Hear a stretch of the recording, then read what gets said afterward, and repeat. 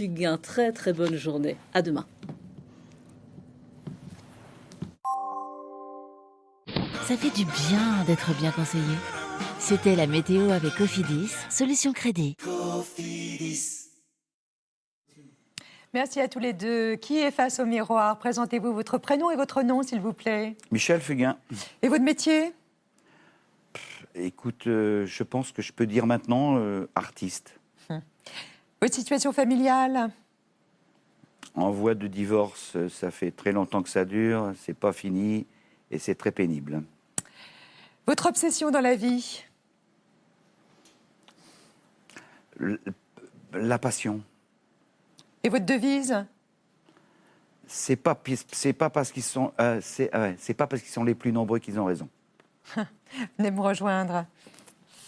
C'est pas parce qu'ils sont Les plus nombreux qu'ils ont raison. C'est pas parce qu'ils sont les plus nombreux qu'ils ont raison. On comprend beaucoup de choses à travers ça. Qu'est-ce que vous aimeriez changer en vous quand vous regardez dans le miroir? La vérité, c'est le temps qui passe, qui est terrible. Et il passe sur le corps, quoi. J'ai réalisé cette année que j'avais 70 ans. Bientôt. Ouais, au mois de mai, quoi. 12 mai, c'est-à-dire dans un mois, en gros. Voilà. Et ça me faisait pas 69, mais à 70, d'un coup, je fais merde, 70. Vous avez révélé dans votre autobiographie il y a quelques années que vous aviez eu une fille. Une fille. Oui. Une fille d'un amour ancien, n'est-ce pas? Et vous l'avez rencontrée seulement elle avait 15 ans. Est-ce que ça fait partie des coups durs? Non, au moment où quand je lui dis ma porte est ouverte, elle me dit non, j'ai pas envie. Bah oui. Ça fait un peu mal. Ouais, on est rejeté. Mais bon, peu importe. Elle est libre. Moi, je suis libre de lui ouvrir ma porte. Elle est libre de ne pas vouloir y rentrer. Elle a certainement une vie très intéressante. Et pourtant, tout le monde était prêt à accueillir. Hein, mais... Même les autres enfants. Absolument, ouais, on en avait Elle parlé. porte pas votre nom? Non, pas du tout. Mais bon, c'est comme ça. Ouais, l'impression d'être rejeté un peu. Merde, fichier. Vous avez 3 autres enfants, Laurette, Marie, qui va venir nous rejoindre dans un instant, puis il y a Alexis aussi. Est-ce que vous avez vu naître? Oui, j'ai vu naître. J'ai pas vu Marie, c'est tout. J'ai vu naître les 2 autres. J'ai vu naître Laurette à Cannes, Alexis à Versailles. C'est un Versaillais. Et puis j'ajoute aussi maintenant, dès que je n'ai pas vu naître non plus, mais les enfants de Sandra, qui sont 2 filles, 2 grandes filles. Sandra, c'est votre compagne. Oui. Qu'est-ce que vous avez ressenti comme sentiment lors de la naissance de Marie, votre aînée? Très connement, rien.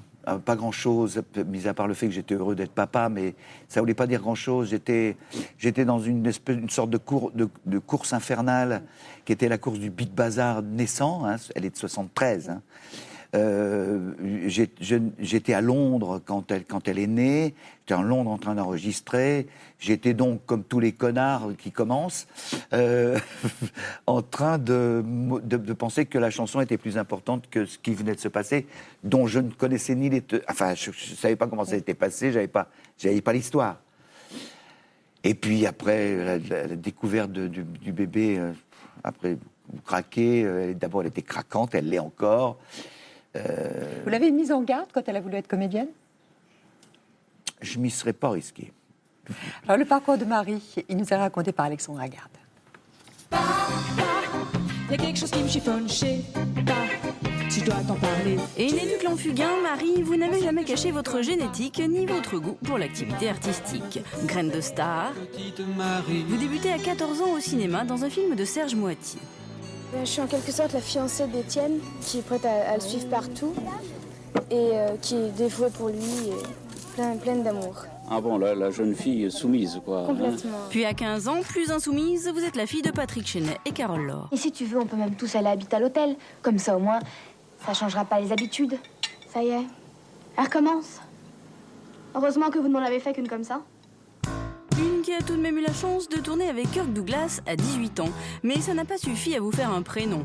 Alors vous profitez de la vie sous toutes ses formes, Marie. J'ai participé à une course. D'ailleurs, voilà les images de ma petite voiture. Et l'entraînement est profitable puisqu'on vous retrouve en plus grande forme dans des séries télé, des rôles de flics dans Navarro, Anna Meyer et Plus belle la vie. Je suis venue vous voir parce que je compte mettre votre sœur en garde à vue. Sans oublier Julie Lescaut, Joséphine Ange Gardien et Commissaire Moulin. C'est vraiment la télé qui vous a lancé, même si on vous voit de plus en plus au théâtre. Mon petit papa, je te présente Vincent. Et Vincent, je te présente mon papa. Voilà, comme ça au moins c'est officiel. Marie, vous venez nous rejoindre. Marie, regardez ce sujet avec surprise, avec sourire aussi. Il y a eu petit-déj. Oui. Parce qu'il y a des images que je vous présente Michel. Bonjour, enchantée. Bonjour. Quelles ont été les images qui vous ont surprise? Mais il y a plein de choses que vous avez jamais vues ou revues. Oui, peut-être. Oui, je te remercie. Avec Serge Moati, La croisade des enfants. Vous avez ça vu c'était fabuleux. Le petit interview, oui. J'avais jamais vu ça. Je savais même pas que je parlais à cette époque. C'est fou, écoute. Tu te rends compte? T'étais belle. Puis alors bien nourrie la fille, hein, bien.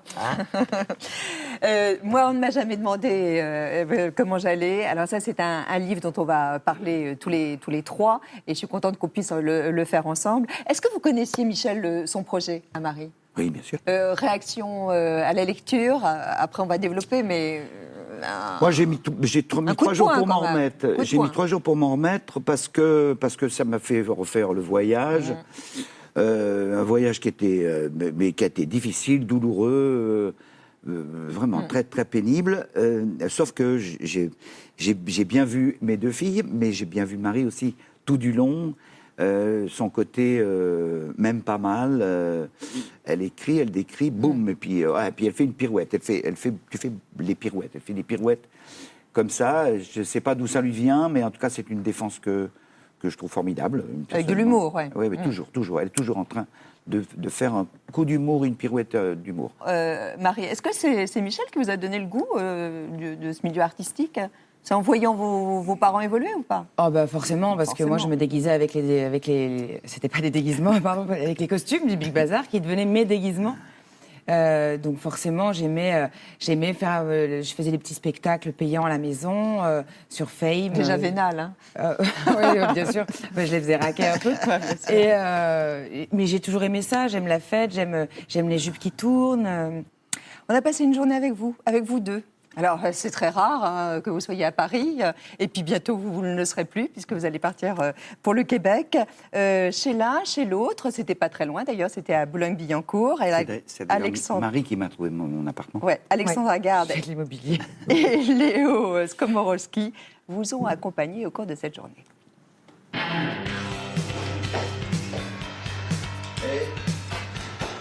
c'est pas vrai. C'est quoi ça? C'est mon pied-à-terre parisien, en fait, qui se trouve à Boulogne. Le pied-à-terre, on va l'ouvrir un peu.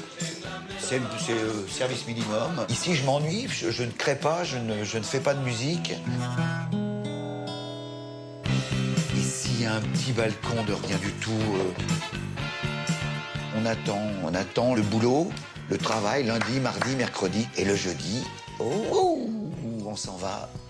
On rentre à la maison. Je suis un homme de la Corse. Ça m'a sauvé la vie, ça m'a sauvé ma tête. Alors que j'étais à un moment de ma vie en déséquilibre, ça m'a rééquilibré très fort. Ouais. C'est une totale qu'on m'a offerte. J'ai commencé avec Parker, Thelonious Monk. Voilà, c'est ça, c'était ma musique de base. J'avais demandé à Nougaro de faire un texte là-dessus. Puis on n'a jamais eu le temps. J'ai des souvenirs, mais pas de nostalgie. Et je tiens à mes souvenirs, hein, comme à chacune de mes rides. Et à chacune des rides est accroché quelque chose. Un souvenir, c'est pareil. C'est une ride dans le temps, quoi. Mais c'est des beaux souvenirs. C'est des beaux souvenirs, ça, le jazz. Je vais chez ma fille. On est à 2 rues. En fait, c'est Marie qui m'a trouvé l'appartement. Mais du coup, vous débarquez facilement l'un chez l'autre? Oh non! C'est comme si on n'avait pas envie de se gêner. Alors... ça marche pas. 185 37. C'est Boilem qui me donne le code en bas, chérie. Bonjour, mademoiselle. Tu me fais la danse du pan quand t'arrives. Waouh! Alors? Non, mais Tu cherches un nouveau boulot? C'est con. Le stiletto qui s'appelle Bordello. C'est carrément des chaussures de tepu. J'ai une soirée déguisée. Et j'ai effectivement trouvé ça sur un site un petit peu... Je suis désolée de t'avoir mis dans l'embarras. Et j'étais Katy Perry. Voilà, c'est pour ça. Mais mes pieds sont morts depuis. Il vous envahit souvent?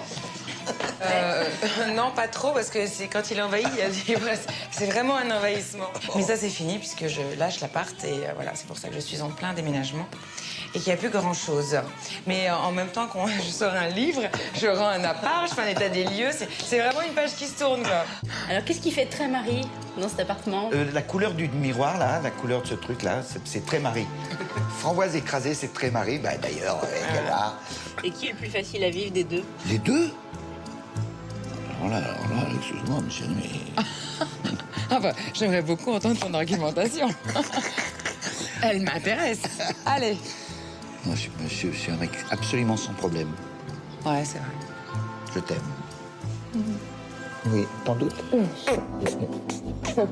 Tu veux pas un bocal? Ok.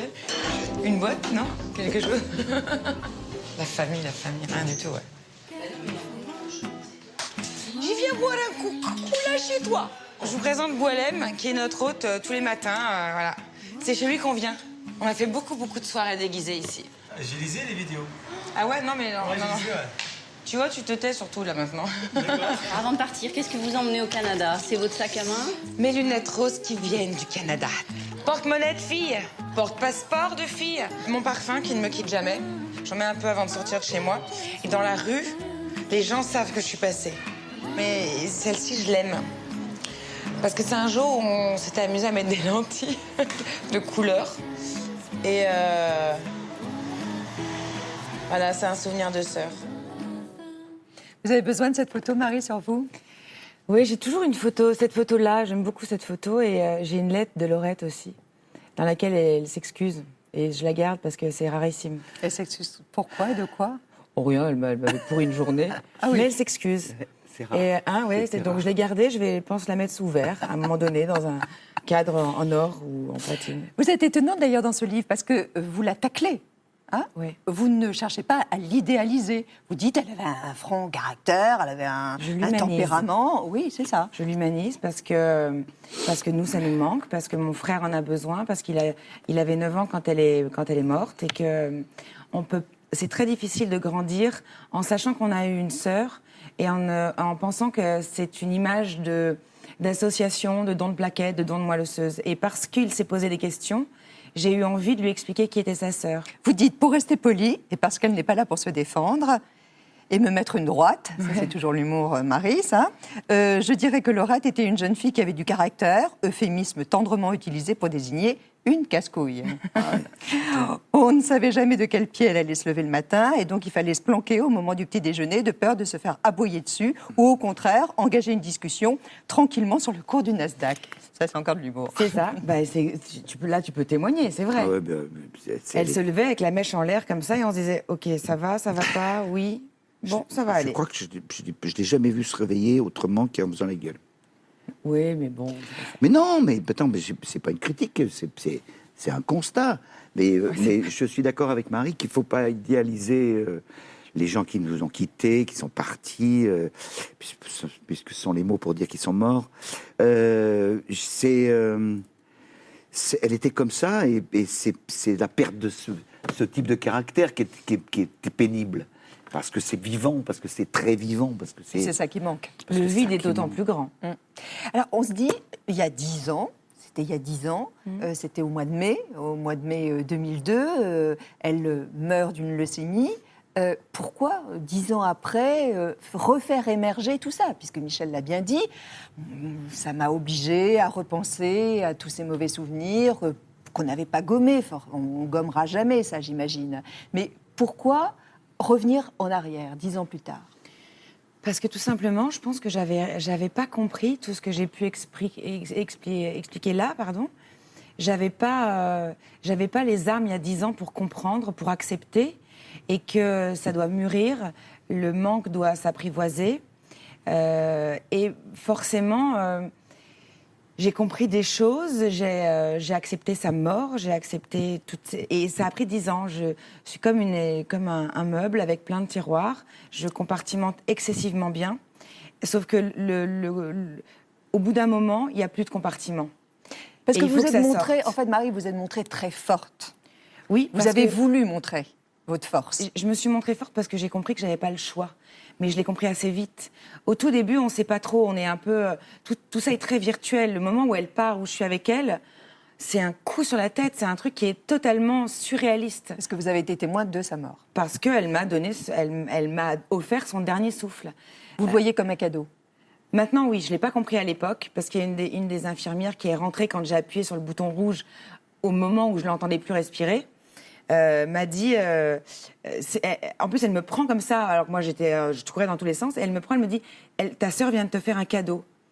Et je me dis, mais elle est barjot ou quoi? Pourquoi elle me dit ça maintenant? En plus, c'est pas un cadeau, elle vient de mourir, où c'est un cadeau? Et j'ai compris après qu'effectivement, c'était un cadeau de sœur. C'est-à-dire qu'elle m'a offert son dernier souffle.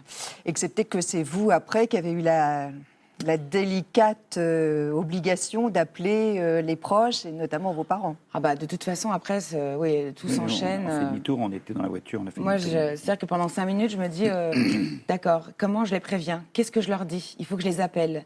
Je m'isole dans la pièce des infirmières et il n'y a aucun mot qui peut aller avec un autre. Il n'y a aucun mot qui pourrait former la phrase qui va pour la situation. Ça n'existe pas. Et dans ma tête, je me dis, bon, je leur dis quoi? Ouais, bah, il faut que tu reviennes. Non, bah, tu t'es à peine partie, bah, re-rentre dans le parking. Je savais pas, quoi. Marie, vous parlez donc tous les deux de solidarité pendant sa maladie, pendant ces 10 mois. Et pourquoi la famille explose? Parce que j'imagine que de perdre un enfant, il n'y a rien de pire au monde. Que c'est une des tours de la forteresse qui s'écroule et que... les infirmières avaient, je sais qu'elles en ont parlé avec maman, je ne sais pas si elles t'en ont parlé à toi, mais le premier jour, quand maman a amené Laurette, accompagné Laurette, une infirmière a pris maman dans un coin et lui a dit « Faites très attention à votre couple parce que la plupart du temps, ça explose. C'est très difficile de vivre la maladie d'un enfant. » Et puis, bah, ils ne sont pas tant dans la marche que ça, parce que voilà. Alors, vous évoquez, il y a un mot qui fait comprendre beaucoup de choses. Vous dites, on a été avec mon frère, Alexis, les oubliés de la douleur. C'est-à-dire que chacun a tenté de sauver sa peau et vous a oublié. Oui, alors, en fait, c'est que quand Laurette est décédée, les gens, évidemment, ont compati avec mes parents, ce qui est normal. Je dis absolument pas le contraire dans le livre, et c'est vraiment important pour moi de le souligner. Ce n'est pas un règlement de compte de Marie Fugain avec ses parents, c'est vraiment un livre d'amour. Parce que j'ai eu beaucoup de mal à vivre le fait que les gens venaient me voir pour me demander comment allaient mes parents, mon petit frère, puisqu'il avait 9 ans à l'époque, et qu'en général, ça s'arrêtait là. Et ma douleur... Aucune question sur vous? Non. Vous concernant? Ma douleur était complètement mise à l'écart, et les gens pensaient que comme j'étais grande, comme j'étais la grande, et que je venais de rencontrer celui qui allait être mon futur mari, c'était plutôt, bah, Marie, ça va, Marie, elle a sa vie. Marie, elle est grande, elle a sa vie. C'est exactement les 2 phrases que j'ai entendues le plus souvent. Marie, elle est grande, elle a sa vie. Sauf que Marie, elle est grande, elle a 29 ans, elle perd sa sœur, elle a une vie, mais elle a une vie qui vient d'être éclatée en 1000 morceaux parce qu'il n'y a plus sa sœur dans sa vie. Il n'y a plus celle qui devait être à mes côtés pour vivre les mariages, les bébés, être la marraine forcément d'un de mes enfants, débarquer chez moi comme on faisait tout le temps. Elle, cette personne-là n'est plus là. Sauf que personne ne m'a demandé comment je me sentais, si j'avais envie de discuter, si j'avais besoin de lâcher quelque chose. Et je crois que c'était ça qui était le plus difficile parce que j'ai très vite compris que comme personne ne me le demanderait, il fallait que j'appuie sur mon bouton de survie pour pouvoir tracer ma route parce que je suis très vite tombée enceinte et que j'avais dès lors des responsabilités avec mon enfant. Et je ne pouvais pas être une mère effondrée parce que sinon on ne fait pas d'enfant. Un enfant, ça ne sauve pas un couple. Michel, est-ce que vous étiez conscient de ça? Évidemment non. Non, de ce que vivait Marie. De sa souffrance. Oui, de sa souffrance. Non, bah, elle vous l'a dit, c'est chacun pour soi. Hein. Dans un truc comme ça, c'est chacun pour soi. Et vous êtes rentré dans votre bulle? Moi, je dis je suis mort. Alors, j'ai entendu Marie dire que ça l'énervait, mais je suis mort avec. Sauf que quand je dis je suis mort, je suis pas mort, je suis pas tombé. Je sais mourir. J'ai appris à mourir, moi, dans ma vie. Donc, je suis mort une fois de plus. Sauf que plus vous avancez en âge et moins vous avez envie de remonter, quoi. C'est-à-dire parce que ça paraît de moins en moins passionnant. Et très orgueilleusement, je dirais l'orgueil derrière, j'ai pensé que c'était un coup du sort de la vie, un coup de salaud de la vie, personnel. Je me suis senti attaqué personnellement, ce qui est quand même gravissime. Hein. Oui, je te le fais pas dire. Mais vous n'avez jamais imaginé que quand vous disiez je suis mort, bien sûr, pour Marie, ça voulait dire que vous lui accordiez plus l'importance, l'amour, l'attention qu'elle attendait. On survivait tous. C'est très dur. On se dit pas forcément les choses. On peut s'écrouler. Vous qui étiez une famille si unie. Ouais, faut arrêter avec ça, le côté people de la famille. C'est l'image aussi que vous donniez. C'est l'image qui s'est colportée. C'est une image qui a été aidée de l'intérieur, ça je veux bien le croire, mais on est des saltimbanques. Donc on a des comportements qui correspondent à rien du tout de ce que les gens vivent, la plupart des gens vivent. Vous pensez être différent des autres? On est forcément différent des autres. On a des vies qui sont... On est dans la marge d'une manière ou d'une autre. On est dans la marge. C'est pas qu'on le veut, on veut être des marginaux. C'est qu'on ne vit pas de la même manière. On n'a pas le même type d'intérêt. C'est difficile. Le rêve tient une part importante parce que nous, on a des rêves qu'on doit réaliser. C'est-à-dire qu'on oscille toujours entre du fumeux et la réalité. On n'est pas, c'est pas pareil. En même temps, cet événement-là, il est très banal. Au contraire, là, on n'est plus dans la marge du tout. Notre famille est d'une banalité affligeante. C'est pour ça qu'on s'est fait cueillir. Oui, mais c'est ça. C'est là où, d'un seul coup, on a beau être dans la marge par nos métiers, on n'en est pas moins des êtres humains d'une banalité affligeante. C'est un rappel à l'ordre. Et on redevient des gens ordinaires. Oui. Bien sûr. Votre mère, Stéphanie, elle s'est jetée à corps perdu. Elle, dans l'association, Laura Tuguin, et puis dans le souvenir aussi, surtout de sa fille. Oui, elle s'est jetée à corps perdu dans l'association parce que, forcément, elle était dans cette énergie-là, dans cette... voilà, elle a... Un engagement. Dans cet engagement-là. Mais encore une fois, je n'en veux pas personnellement. C'est que tous ces événements ont fait que... moi, j'ai cru que je pourrais revenir sur la propriété familiale et qu'on fasse une ronde tous ensemble pour se retrouver. Parce que oui, moi, j'ai été élevée quand même dans le côté... on est une tribu, on fait des photos ricorées au petit déjeuner, et voilà, et t'as une photo ricorée à 15h, mais c'est 15h, mais c'est pas grave. Oui, mais je voudrais jouer avec mes copines. T'as une photo ricorée, d'accord. Bon, bah voilà, moi, j'ai quand même vécu comme ça, j'ai grandi comme ça. Et voilà, et donc moi, je reviens pour... donner un peu la main à tout le monde en disant hey, hop, focus, on est une famille, on y va. Et puis j'étais comme ça avec moi-même parce que tout le monde était parti et c'était mon groupe. Il est où mon groupe? Et tout s'était disloqué. Et puis il n'y avait plus personne. Voilà. Vous croyez aux signes, vous le dites dans ce livre. Ouais. Là, c'est très très clair. Et vous dites même que vous avez été à un moment en liaison avec le rêve. Oui, j'étais en liaison via un médium parce que je savais qu'il avait le don de médiumité. Et au bout de 4 ans, j'acceptais pas, je ne comprenais toujours pas pourquoi elle, et j'avais besoin de lui parler. Mais c'est difficile de demander à n'importe qui. Je peux avoir la ligne avec ma sœur.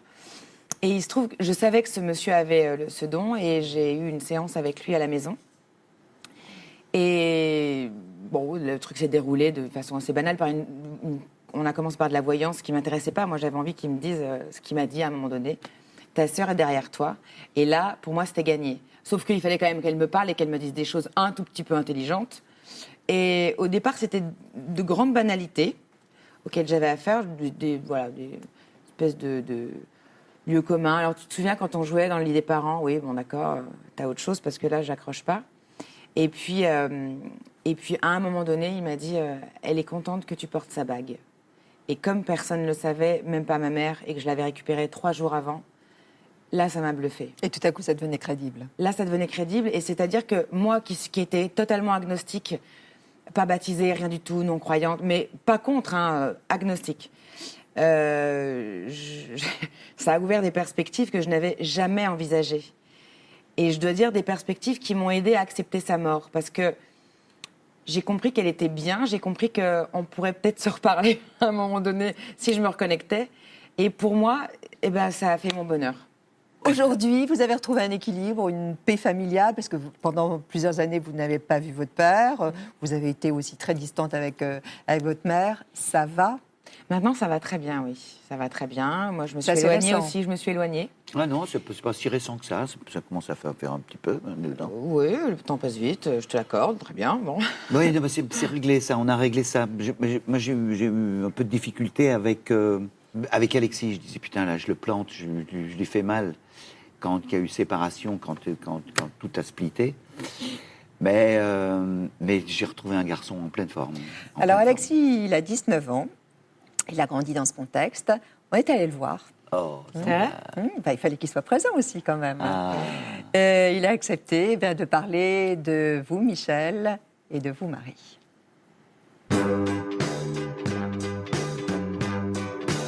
Marie est enfant. Elle est maman, mais c'est à la fois une enfant, quoi. C'est aussi pour ça qu'on a une bonne complicité. C'est une chipie, puis elle est rigolote. Mon père, je lui dis tout parce qu'en fin de compte, de tout lui dire, ça le rend heureux. Et de le rendre heureux, ça me rend heureux aussi. Quand on est ensemble, on se lâche pas, quoi. C'est vraiment papa lion et bébé lion, quoi. C'est des gros câlins. C'est très fusionnel, en fin de compte. Il est dans sa bulle. Ah oui, définitivement, il est dans sa bulle, oui. Ouais, des fois, on lui parle, on est juste à côté de lui et non, pas de réaction.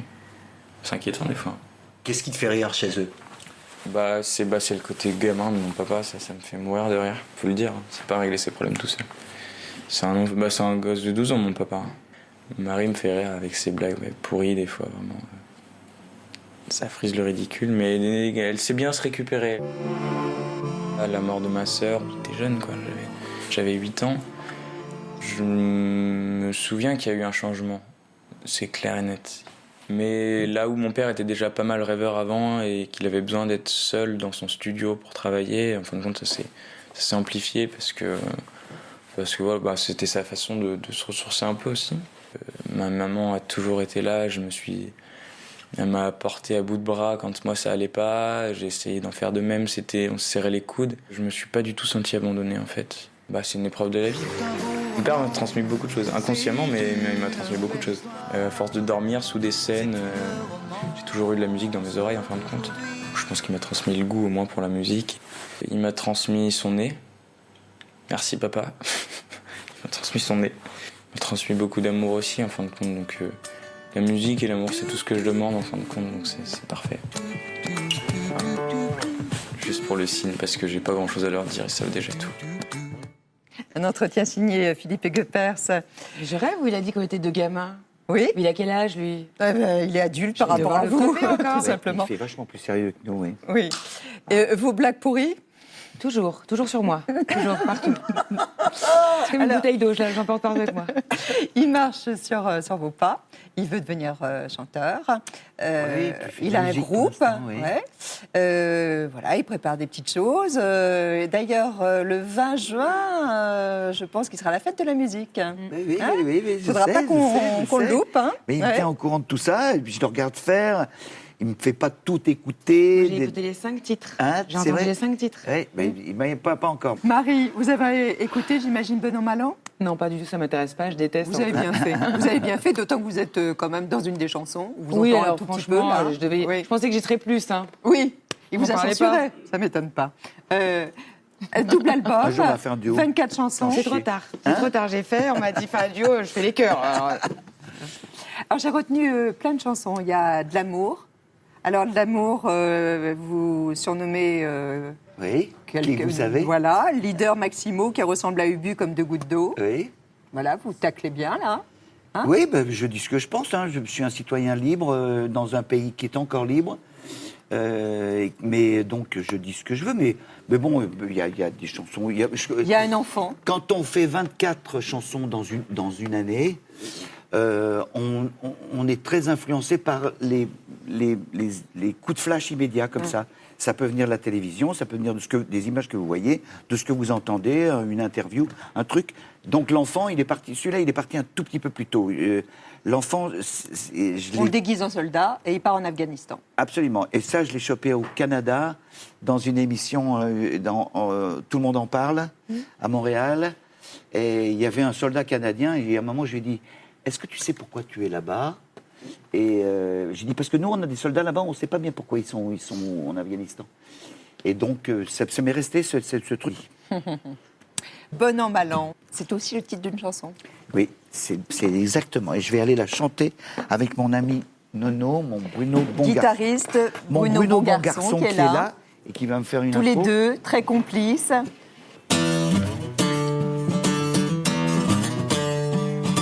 Bon an, mal an, quoi qu'il advienne, pour un pas en arrière, on fait 2 pas devant.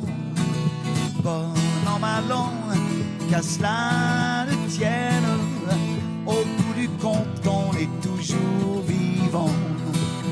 Bon an, mal an, ça passe ou ça casse, mais c'est quand plus rien ne se passe que ça devient lassant.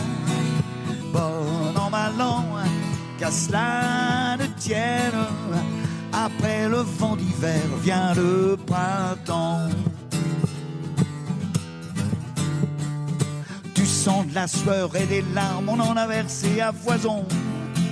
1000 fois les armes ont abreuvé nos sillons. Ceux de devant sont tombés, mais de leurs cadavres ont fait la passerelle sur laquelle les suivants sont passés. Bon an, mal an, quoi qu'il advienne, pour un pas en arrière, on fait 2 pas devant. Bon an, mal an, qu'à cela ne tienne, au bout du compte, on est toujours vivant. Bon an, mal an, ça coûte ou ça paye, on gagne, on perd, et pourtant, c'est toujours pareil. Bon an, mal an, quoi qu'il advienne, après le mauvais temps vient le soleil. On s'est battu, massacré, on a rendu coup pour coup, puis on a fait la paix, parfois fini à genoux. On a souvent oublié sur les sentiers de la gloire qu'une défaite vaut mieux de fête qu'une amère victoire. Bon an, mal an, quoi qu'il advienne, pour un pas en arrière, on fait 2 pas devant. Bon an, mal an, qu'à cela ne tienne, au bout du compte, on est toujours vivant. Bon an, mal an, on s'aime, on se déchire, on se prend par les sentiments, on s'aide à tenir. Bon an, mal an, quoi qu'il advienne, c'est en se faisant l'amour qu'on fait l'avenir.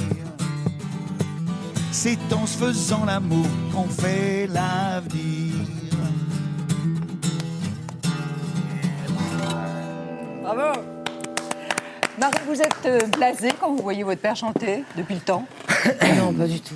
Non, je l'ai jamais été. Ça vous fait toujours c'est tôt le matin, hein. C'est une tôt impression, le matin pour chanter. une impression forte. Ah ouais, je suis toujours très fière. Et à chaque fois, je me dis, mais quand je l'entends à la radio, par exemple, dans ma voiture, je dis, bah voilà, là, lui, c'est mon père et il est dans la radio. C'est pas banal quand même, c'est assez extraordinaire. Et vos enfants, qu'est-ce qu'ils en disent? Ah, ils sont super fiers, ils connaissent tout par cœur. C'est vrai? Toute la journée, ils chantent. Marie, vous nous avez dit tout à l'heure que vous adoriez vous déguiser. Dans le sujet, on vous a vu vous déguiser, avec des chaussures. J'ai souffert, mais j'étais Katy Perry. Alors, on aimerait savoir si tous les deux, vous avez le même goût pour les déguisements. Vous allez aller regarder chacun derrière le paravent. Oh, le piège. Il y a une malle, il y a exactement les mêmes vêtements, et on va voir ce qui va en sortir. Si vous allez être très différents, l'un et l'autre. Vous n'avez pas énormément de temps. Ça, c'est un piège. Voilà. Ça, donc, c'est un piège chacun, et on va n'importe où. chacun d'à côté, voilà. C'est exactement les mêmes éléments qui sont dans la malle. Et puis, à vous de vous déguiser à votre façon. Et on va voir le résultat. Elle a les mêmes. Les mêmes, exactement. Ah, les Il n'y a mêmes. pas de jaloux. Alors ça, c'est quoi, ça? C'est... Ah bah c'est pratique avec ma non, coiffure. pas ça, non. Non, moi, je serais assez ça. Non, mais nous dites rien parce que ça, elle l'entend. D'accord. Agissez ça, plutôt. Ah, merde. Ouais. C'est une pompe à eau? Ouais, d'accord. Ouais, non.